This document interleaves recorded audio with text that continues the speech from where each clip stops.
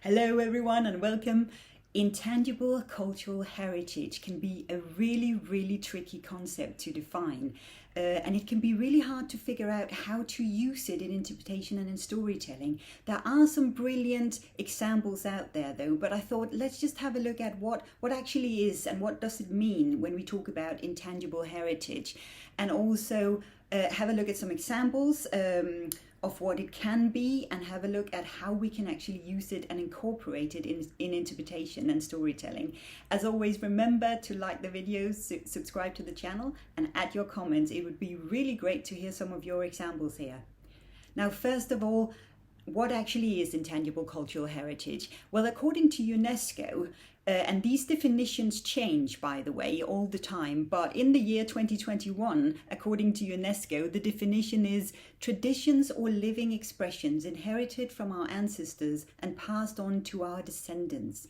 Now that can be, for example, oral traditions or history, so languages or oral expressions or stories. It can also be things like performing arts, so certain dances or songs or dramas performed.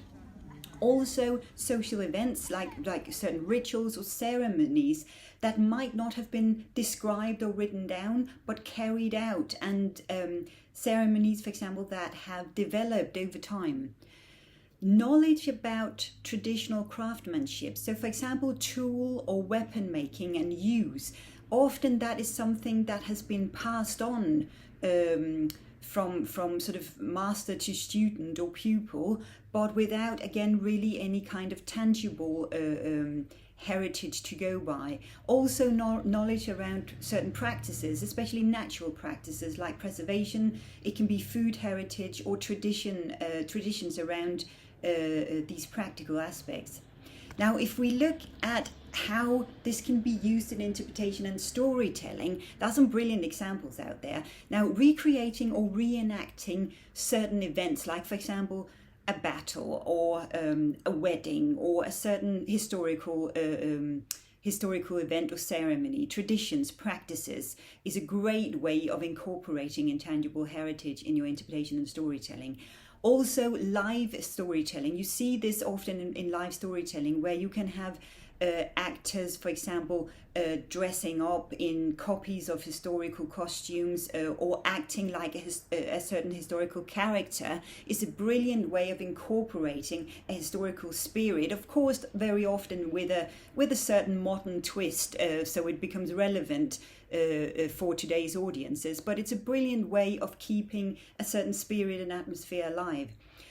Also, practicing traditional crafts like tools and weapons, cookings, sewing, weaving, instruments. Now, there are a lot of places that have actually taken this up in a very inclusive way for visitors as well, where you can see how traditional tools were made, how they were used. You can also try out for yourself.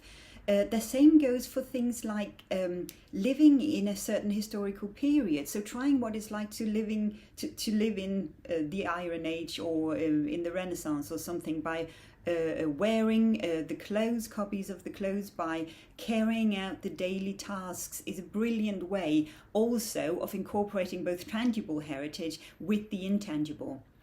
Now, this creates a brilliant opportunity for visitor participation and engagement as well, especially when using copies and when trying to engage in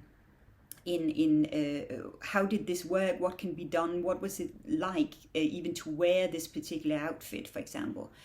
A brilliant way also when you are doing this kind of living storytelling is it gives you some really good opportunities of documenting your learning and your observation. So maybe sometimes it was very different to make this tool or to use this tool compared to what you thought. It can be that it provides you with opportunities of doing something you didn't think you could do. Making it easier or simpler. Maybe a certain outfit turned out to be for a specific ceremony that you didn't know about and not perhaps very practical for daily use. So wearing clothes, using tools, actually having them in your hands, using weapons as well, is a fantastic way of documenting learning and observations as well. Record your learning, photograph it, record it, describe it in the best possible way. That is a fantastic way of keeping intangible heritage alive too. Do you have any really good examples of places where this has been used, how it can be used, how we can keep intangible heritage alive? Then it would be really, really great to hear about your examples. So please do share your thoughts on this.